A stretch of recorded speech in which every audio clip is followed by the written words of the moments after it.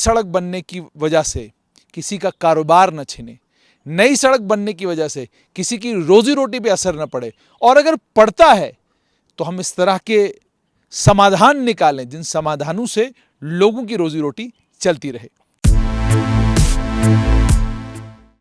मैं इस वक्त जम्मू से नंदनी वाला जो रास्ता, पुराना रास्ता था, उस पुराने रास्ते के ऊपर हूँ।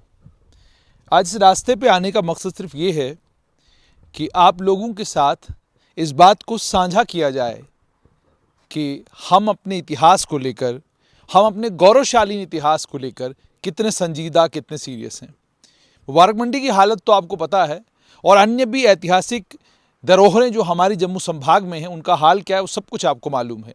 लेकिन मैं इस समय इस जम्मू से नंदनी वाले रास्ते के ऊपर हूँ, और ये वही रास्ता है जिस रास्ते के ऊपर लंबे लंबे जाम लगा करते थे, ट्रैफिक कंजेशन हुआ करता था, बड़ी दिक्कत और बड़ी परेशानी का सामना मुझे और आपको करना पड़ता था।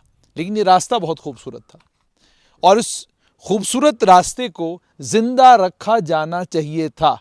उसकी वजह सिर्फ ये नहीं कि ये रास्ता खूबसूरत है, बल्कि उसकी वजह साथ में ये भी है कि यहाँ एक गांव बसा हुआ है नंदनी। जम्मू से जब आप निकलते या कहीं से भी आप आते तो आप बस में हो, मैंने तो सफ़र बस में ही किया है, तो बस जो है वो नंदनी में रुकती थी। हालांकि बिल्कुल तंग रास्ता है, मगर वो उन ड्राइवरों का कमाल होता था कि वो बस को कैसे रोकते थे वहाँ पर, और बस रोककर ड्राइवर आपको समय देता था कि आप बस से नीचे उतरते और नंदनी की चाय और पकोड़े का आनंद लेते। नंदनी का पनीर पकौड़ा पूरी दुनिया में मशहूर था। आज भी पकौड़ा तो है, लेकिन नंदनी में नहीं है। नंदनी के वो कारोबारी जिनकी जिंदगी उसी पकौड़े के ऊपर थी, वो कारोबारी भी आज बेइंतहा परेशान है, मगर उससे ज्यादा परेशान ये रास्ता है। इसको मुकम्मल तौर पर यतीम कर दिया गया है। ये आप देख सकते हैं। इस रास्ते की यतीमी का आलम यह है कि रास्ता आहिस्ता आहिस्ता टूटने लगा है, और जल्द वो समय आएगा जब ये रास्ता आपको मिलेगा ही नहीं।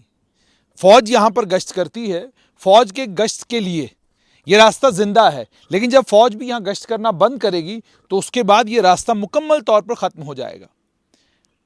अब थोड़ा सा और अगर आगे आएँ तो आपको बिल्कुल आपके जहनों में वो तस्वीर आ जाएगी कि एक वो ज़माना था जब आप जम्मू से निकलते और नंदनी के इस रास्ते को क्रॉस करना होता था, तो कितना वक्त बिल्कुल वो जो उस तरफ मोड़ है, उस मोड़ से लेकर नंदनी तक पहुंचने में घंटों लग जाते थे।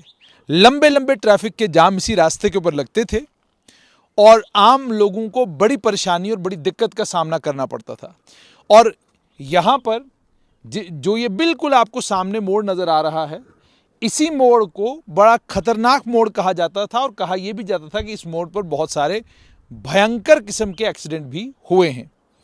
लेकिन अब इस रास्ते पर कोई भी नहीं आता। जम्मू कश्मीर की सरकार ने भी इस रास्ते को लेकर जो सीरियसनेस दिखानी चाहिए थी, वो सीरियसनेस नहीं दिखाई।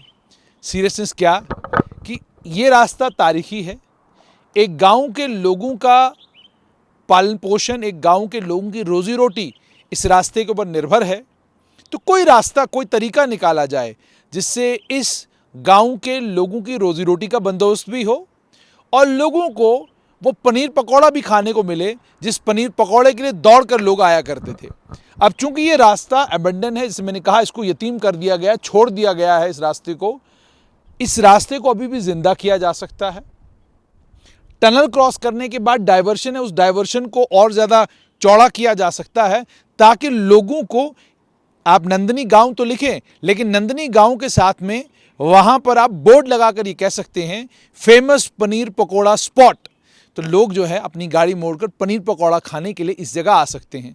खूबसूरत किस्म की दुकानें यहाँ बन सकती हैं, खूबसूरत किस्म का पर्यटन का स्रोत बन सकता है ये नंदनी का छोटा सा इलाका, ये छोटा सा एरिया। और अब एक और अच्छी चीज़ हुई है कि ये जो रास्ता सारे का सारा अबेंडेंड है, इस रास्ते के ऊपर तो कोई आता जाता नहीं, गाड़ियाँ नहीं है, वाहन नहीं है।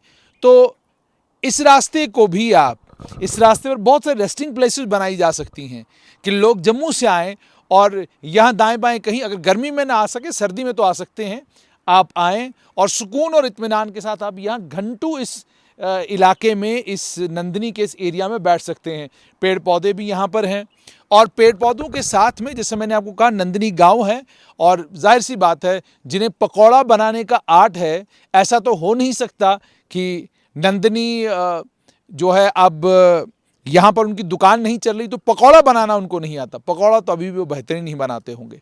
ज़रूरत ये है कि मैं और आप जब डेवलपमेंट वाले काम करें, 4 लेन 8 लेन सड़क तैयार हो, मैं और आप ये भी कोशिश साथ में करें कि नई सड़क बनने की वजह से किसी का कारोबार न छिने, नई सड़क बनने की वजह से किसी की रोजी रोटी पे असर न पड़े, और अगर पड़ता है तो हम इस तरह के समाधान निकालें जिन समाधानों से लोगों की रोजी रोटी चलती रहे। उम्मीद ये सरकार इसका संज्ञान लेगी, सरकार इस पर सोच विचार करेगी और नंदिनी के पकौड़ा पॉइंट को जिंदा करेगी और इस रास्ते को भी वीरान होने से और इस रास्ते को भी खंडहर बनने से बचाएगी।